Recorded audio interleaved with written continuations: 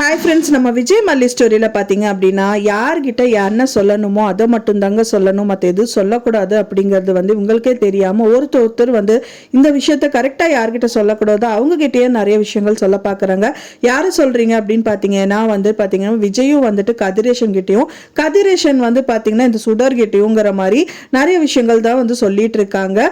மெயினாக விஜய் கதிரேஷன் கிட்ட என்ன சொல்கிறாங்க அப்படின்னு பார்த்தீங்கன்னா மல்லி வந்துட்டு இருக்காங்க. அப்படி இருக்கும்போது பார்த்தீங்கன்னா மல்லியை பத்தின விஷயம், அதாவது மல்லி அவர் எவ்வளவு அளவுக்கு நேசிக்கிறாரு அப்படிங்கிறது எந்த விதத்திலையும் நான் அவளை கைவிட்டக்கூடாது, நான் இல்லைன்னு அவகிட்ட நான் உன்னை ஏத்துக்க மாட்டேன்னு சொல்லிடக்கூடாதுங்கிறதெல்லாம் நான் இனிமேல் பண்ணவே மாட்டேன், எந்த இதுலயும் அவ என்னை அப்படி நினைச்சிடக்கூடாது அப்படிங்கிற மாதிரி தான் விஜய் கதிரேஷன் கிட்ட பேசிட்டு இருக்காரு. கதிரேஷன் அவங்க அப்பானா கூட பரவாயில்ல, அவரோட மாமனார் அப்படிங்கறனால அவங்க என்ன நினைப்பாங்க, அவங்களோட பொண்ணோட வாழ்க்கை நல்லா இருக்கணும் தான் நினைப்பாங்க. மல்லியை பொண்ணு அப்படின்னு சொல்லி இருந்தா கூட அவர் பெத்த பொண்ணு கிடையாது. அவங்க இருந்தாலும் நீ ரேணுகாவை தான் அவ மனசளவில் பொண்ணா நினைக்கிறாரு. அந்த அவங்க பொண்ணை ரெடி பண்ணணும்னு சொல்லிட்டு அந்த சூர்ணம் எல்லாமே ரெடி பண்ணி மல்லி கிட்ட கொடுக்க சொல்றாங்க.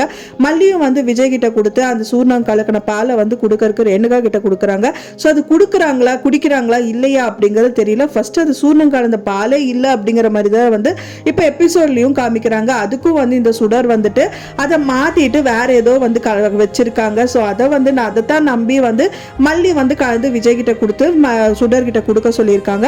ஸோ அதுலயும் குளறுபடி தான் இந்த சுடர் பண்ணி வச்சிருக்காங்க. இன்னொரு விஷயம் என்னன்னு பாத்தீங்க அப்படின்னா இந்த கதிரேஷன் கிட்ட பாத்தீங்கன்னா கதிரேஷன் சுடர் கிட்ட மனோகர் கிட்ட சொல்றதா நினைச்சிட்டு சுடர் கிட்ட ஒரு விஷயம் சொல்றாரு.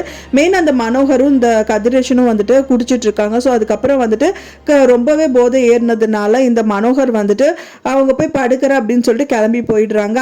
அது தெரியாம பாத்தீங்கன்னா இந்த சுடர் அங்க உட்கார்ந்துட்டு இருக்காங்க ஆப்போசிட்ல. அப்போ பாத்தீங்கன்னா மனோகர் கிட்ட சொல்றதா நினைச்சிட்டு அவங்க பொண்ணுன்னு நினைச்சிட்டு பொண்ணு மாதிரியே தான் நீங்க எனக்கு கண்ணுக்கு தெரியுறீங்க மனோகர் அப்படின்னு சொல்லிட்டு மனோகர் கிட்ட இந்த விஷயங்கள் சொல்றதா சுடர் கிட்ட சொல்லிட்டு இருக்காரு இந்த கதிரேஷன் அப்படின்னே சொல்லலாம். ஸோ என்னதான் சொல்றாரு அப்படின்னு பாத்தீங்கன்னா மெயினா அந்த டெண்டர் விஷயமா சொல்லிட்டு இருக்காரு.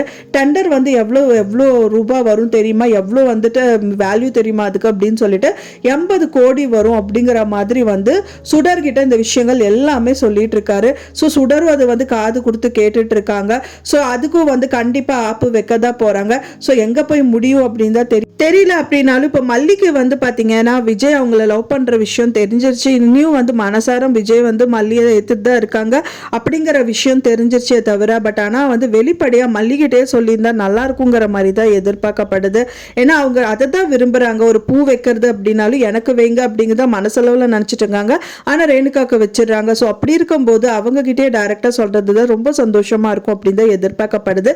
ஸோ நீங்க என்ன நினைக்கிறீங்க அப்படின்னு சொல்லிட்டு உங்களோட கருத்துக்களை மறக்காம எனக்கு கமெண்ட்ல ஷேர் பண்ணுங்க ஃப்ரெண்ட்ஸ். நான் சொன்ன இந்த தகவல் உங்களுக்கு பிடிச்சிருந்தா மறக்காம லைக் பண்ணுங்க, ஷேர் பண்ணுங்க, கமெண்ட் பண்ணுங்க, சப்ஸ்கிரைப் பண்ணுங்க.